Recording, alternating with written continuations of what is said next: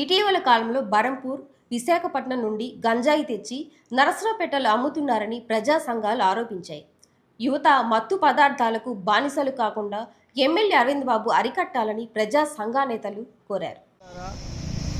ప్రధానంగా గంజాయి అనేటువంటిది ఈ రోజున సిగరెట్లో పెట్టడం పొడిగా రకరకాలుగా అంతకుముందు ఉన్నాయి. ఇప్పుడు చాక్లెట్లో పెట్టు కోటపోండుగాడ గతంలో మనం చూసాం.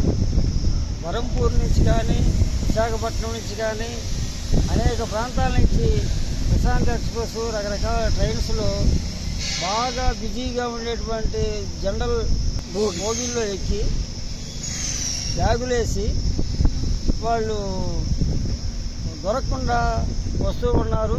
ముఖ్యంగా నర్సాపేటలో కూడా కొంతమంది ఈ వ్యాపారంలో ఉన్నట్లుగా మా దృష్టికి వచ్చింది. జిల్లాలో ముఖ్యంగా హెడ్ క్వార్టర్ నర్సాపేట తదితర ప్రాంతాలతో పాటు గుంటూరులో కూడా ఎక్కువ మోతాదులో గంజా వ్యాపారం జరుగుతున్నట్లుగా ప్రచారం జరుగుతుంది.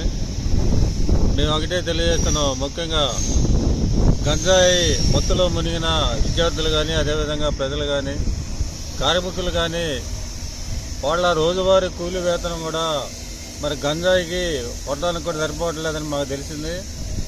ఈ గంజాయి అమ్మే వాళ్ళ మీద మరి ప్రభుత్వాన్ని చర్య తీసుకొని, అదేవిధంగా ఎట్టయితే క్రికెట్ బెట్టింగ్లు మరి కట్టడి చేయాలని చూస్తున్నారో అదేవిధంగా మరి గంజాయి అమ్మే వాళ్ళ మీద కూడా చర్య తీసుకొని మరి కట్టడి చేయాలని మేము ముఖ్యంగా ఇక్కడ ఎమ్మెల్యే గారు ఒకటే తెలియజేస్తున్నాం.